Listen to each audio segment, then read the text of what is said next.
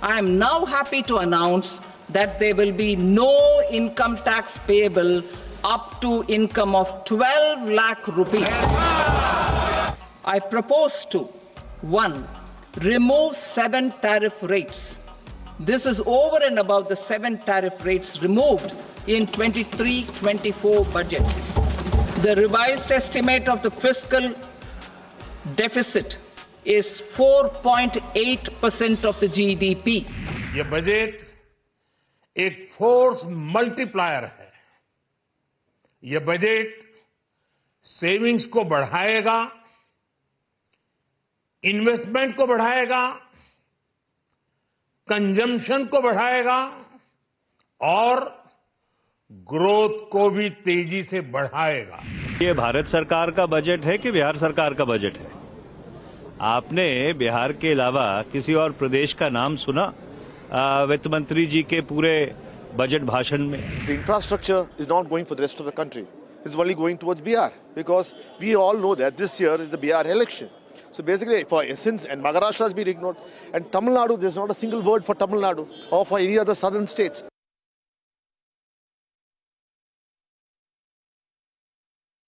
Hello and welcome to our budget special. I'm Parikshit Luthra. Union Finance Minister Nirmala Sitharaman has tried to give consumption a boost by putting money in the hands of the common man. The government will forego 1 lakh crore rupees in direct taxes in this year. The government's rationale is that the money is going to go into the hands of the people and this will make its way into the economy. Apart from a tax sweetener for the middle class, firmness on fiscal consolidation, continuity on capex were the other key themes dominating the budget. Also, no news is good news for the markets as status quo is maintained on capital gains tax as was expected. This is reflective of our government's trust on the middle class taxpayers. I am now happy to announce that there will be no income tax payable up to income of 12 lakh rupees.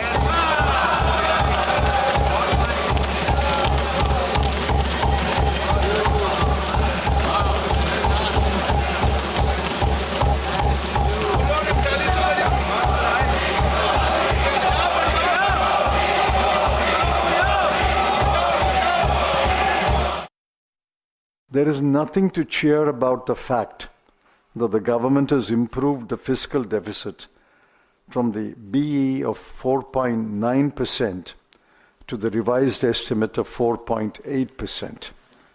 It was achieved at a huge cost to the economy.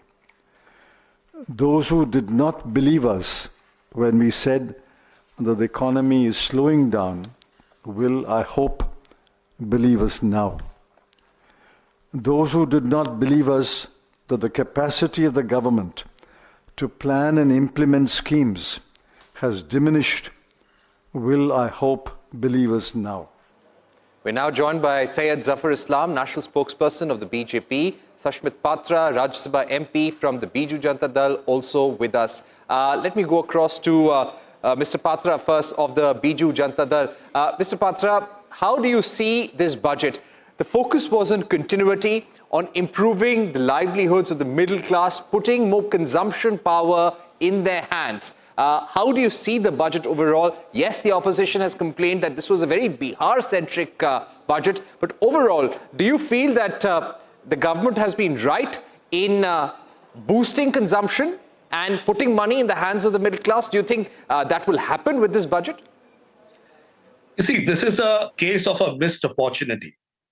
And why I say it's a case of missed opportunity is primarily because of two reasons. One, when you say that for the middle class, you are able to provide some kind of a benefit through such rebates, the middle class, essentially those who are getting about up to the threshold of 12 lakhs, would effectively be benefiting of about 60,000 per annum. Let's say that's the amount, which averages out to about 5,000 per month.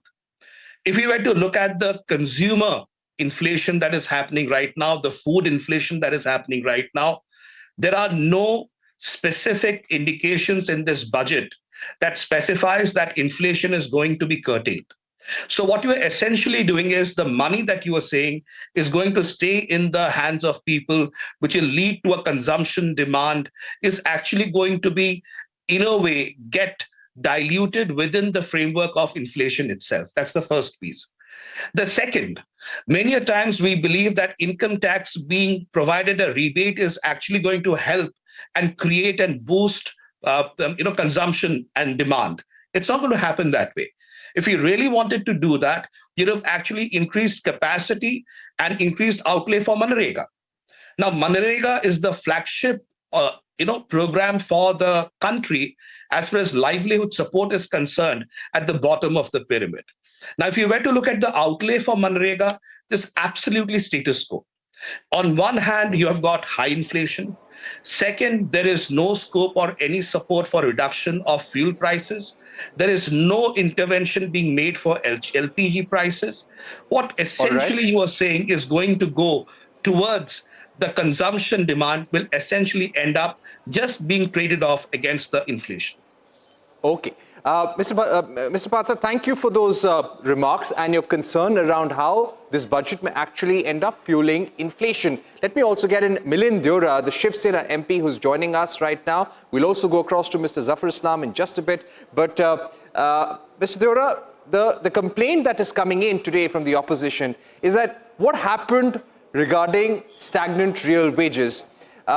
The government has been speaking about how the private sector needs to pay higher wages, how there has been a demand from the industry to simplify the GST structure, and there could have been a statement of intent in the budget that they are committed to rate rationalization. What about increasing private capex or giving certain boosts in the budget which increase the flow of private capex? What about long-term growth? How do you think the budget really figures on these fronts?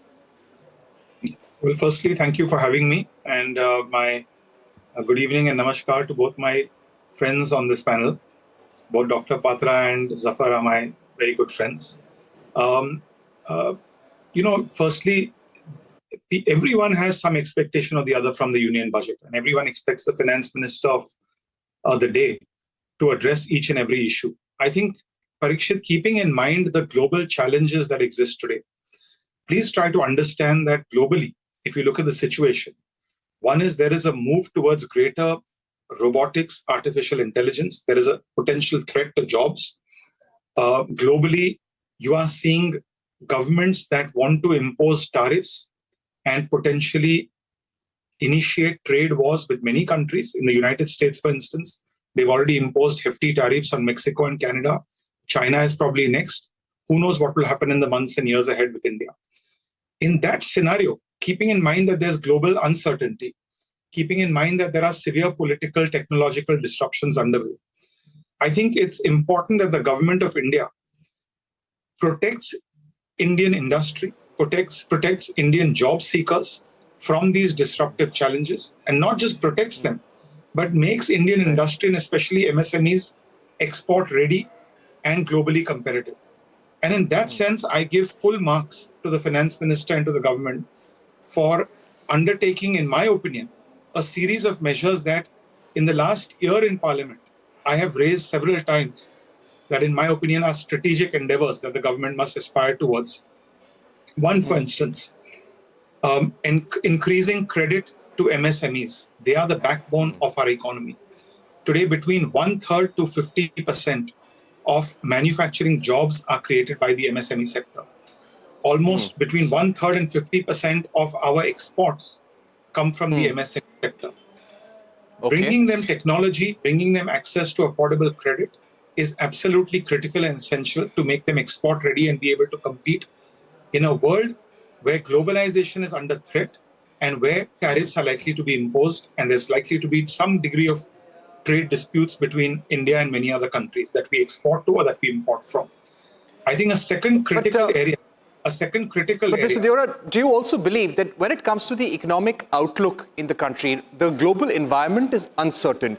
In such an environment, how do we expect the private sector to deploy more capex? How can we export more? Yes, we have this intention of being bigger players in the global value chain. But did you find that outlook missing?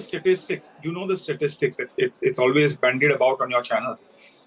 The fact that in the last 2.5 years, the amount of capex from the government that has gone into infrastructure, which in my opinion is positive government spending. It's spending that leads to a result. It's spending that creates assets. It's spending that creates jobs. Despite doing that, maintaining the FRBM targets, not an easy task, mind you, in any part of the world. So there is a humongous capex play underway right now by the government of India, which naturally kickstarts and has already kickstarted, but naturally strengthens the investment cycle, whether it's domestic investment, whether it's foreign investment, whether it's private investment, whether it's public investment. But as I was saying, few other areas that I think are very, very critical. One is a big growth engine in our country are our cities. Creating a 1 lakh crore fund to essentially incentivize state governments to undertake urban reforms is absolutely essential to boost our growth. A large part of our energy mix is, while it's growing in the area of green and renewable energies, nuclear still accounts for a very small part of our energy mix. Globally, every country in the world, I'm not talking about France, where almost 2/3 of the energy comes from nuclear. If you look at America, if you look at a country like Germany, which a few years ago shut down its nuclear plants, if you look at China, every single country, to cater to the AI boom, is essentially reinvesting in nuclear fission technology and nuclear generation. The Indo-US nuclear deal, which happened many years ago, now is the time to exploit that and to ensure that we have the ability to encourage private foreign investment in nuclear energy. And that, I think, is a huge reform which the finance minister has announced, which in my opinion in the next year will be a critical area of attracting investment and generating clean. And we've seen some changes, regulatory changes in the US also, which will encourage greater cooperation between India and US in civil nuclear energy. For your channel, and for your viewers, which I think is very, very critical. And this is something I hear all the time as someone who lives in Mumbai and has represented Mumbai for a long time. If you ask a businessman and entrepreneur, whether they are startups, whether they are micro enterprises, whether they are MSMEs, whether they are large corporates, one thing is common across all. There's a famous saying that no matter who you vote for, the government always gets in. The intent of the finance minister to reduce unnecessary regulation, to relook at and review regulation that is curtailing businesses, to essentially reduce compliance burdens on people, to move from a system where certain agencies could potentially harass businessmen to where they become partners and stakeholders in the country's progress. In my opinion, just that statement from a finance minister, I can assure you, counts for a lot. It sends a very strong message to the bureaucracy. All right. So I'm excited about yes, that was an important message. And the CA had also said that deregulation and get out of the way are important messages in the government's scheme of thinking. Let me now go across to Mr. Zafar Islam. Mr. Zafar Islam, thank you very much for joining us. Manish Tiwari said some time back, ye Kendra ka budget tha ya Bihar ka budget tha? How would you explain the bonanza, the budget bonanza for the state of Bihar in the budget? Well, you do a back testing and you'll realize all the opposition leaders have always criticized the budget. It is no different today. You just do a back testing from 2014 onwards. Every year, no matter how good budget is being presented, the world has acknowledged that it's a good budget. But for the opposition parties, it is always a bad budget. They will find some problem over the other, some issues over the other. So in a way, it's perfectly fine with us. So we are not overly concerned about their reaction, because we know for sure that they also appreciate the kind of decision which has been taken in this budget, the kind of policy measures which has been taken in this budget. It is another landmark steps towards the Viksit Bharat. The aspiration the Honorable Prime Minister has to have a Viksit Bharat by 2000, to make India Viksit Bharat by 2047. What it takes to become a developed nation, it has to be the basic objective that it has to be a poverty-free nation. The education should be accessible to everyone, the quality education. The disposable income should be for everyone, then have the per capita income in line with the other developed nation, so on and so forth. And if you analyze this budget, forget about this for a moment. I'm not even talking about the bonanza which has been given to the middle class in terms of their relief and tax relief. But what is more important, that the basic objective of the budget encompasses all the aspiration which the Honorable Prime Minister has for India.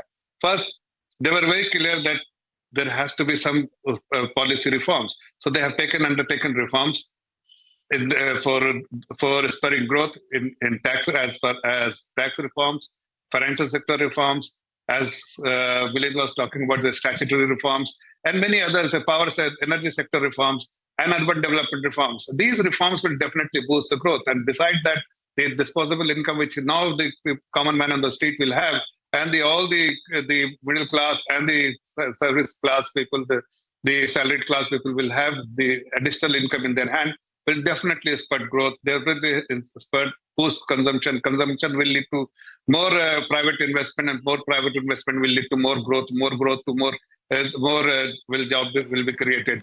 So in a way, if you see that it's a very balanced budget which has been presented. I mean, there are many policy decisions which has been taken, which is great and good for the country, but which has not been acknowledged by any of the opposition leaders, because I know for them this only objective is to how to criticize. Let me tell you one thing, that if you just see the July budget, or for that matter,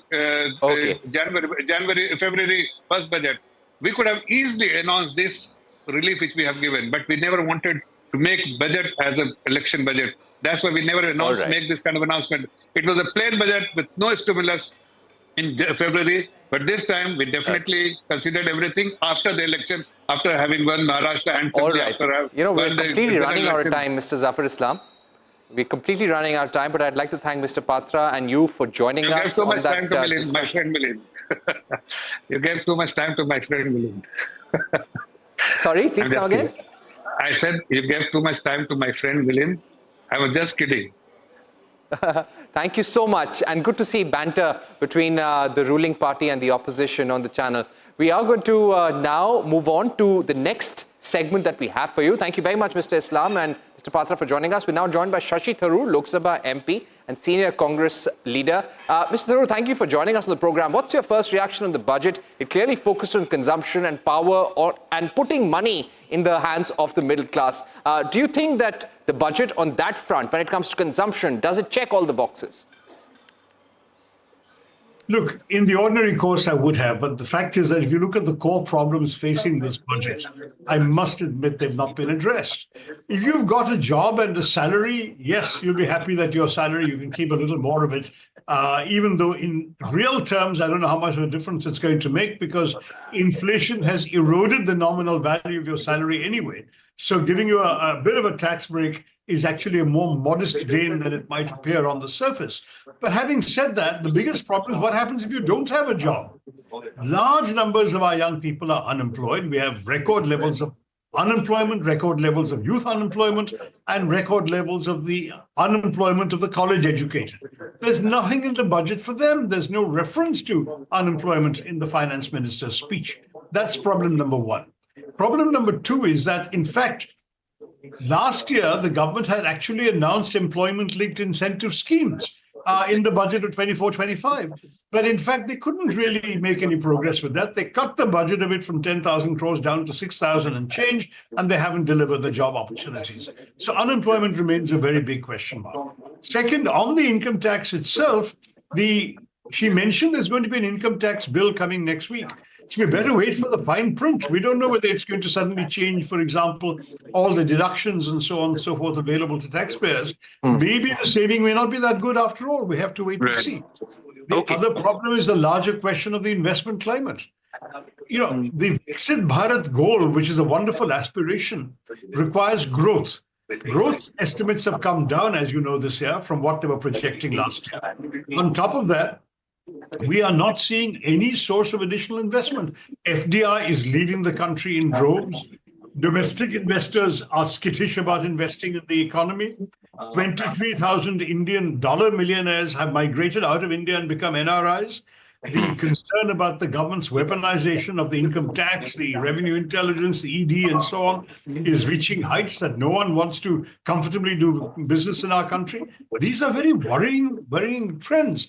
And those are the matters that really need to be addressed. So yes, we get some money in our pockets, but it may not actually change very much at all. And do you think the government, by sticking to the fiscal glide path, despite the global pressure we're under, has sent out the right message? First, on the fiscal deficit and the glide path, they've kept changing their numbers every time. I remember the days when Arun Jaitley had confidently propounded a glide path down to 3% of GDP. And that's now not even being talked about. 3.5 was not talked about anymore. Now we're talking about 4.8% this year and 4.4 for next year. But how do we get to 4.4 for next year if we're actually going to be reducing, I think we're foregoing 1 lakh crores in direct tax income, 2,600 crores in indirect taxes. Won't that affect the fiscal deficit? See, it's very easy to announce numbers and percentages, and next year you come up with new numbers and percentages. Everyone forgets what you said last year. So I don't see this as a particularly credible thing from a government whose finance minister 10 years ago talked about a glide path to 3%. So, I mean, this is something we need to bear in mind. Then the second question you ask is very important, and that is the question of the investment atmosphere in our country. There is very little doubt that the government has adopted a strategy that has unfortunately eroded trust in potential investors. I mentioned earlier that we've had 23,000 of our dollar millionaires migrating out and becoming NRIs. I've mentioned earlier that we have seen FDI slipping out of this country, and we've seen, unfortunately, no new improvement in investment. One of the reasons for that is that many potential investors are worrying about whether they can trust the government. The government has an overt policy of helping a few so-called national champions, creating thereby duopolies and monopolies in a number of sectors. So if you or I had the money to invest in one of these sectors, we'd say, but what's the point? The level playing field doesn't exist. It's going to be skewed in favor of these big boys. And if there are arbitrary rule changes to favor the ones they want, to make champions out of them, whatever advantage I may have of either scale or lower costs or whatever will go out the window, so I won't invest. And we're seeing this over and over again in our country, that investment is not growing at all. So at a time when investment growth is not there, how do we generate more jobs? How do we generate more manufacturing? How do we get to more exports? All of these are headline terms in Mr. Sitharaman's speech. But the problem is you're not going to get there without inspiring confidence in investors. How are you going to do that from the base of what you see?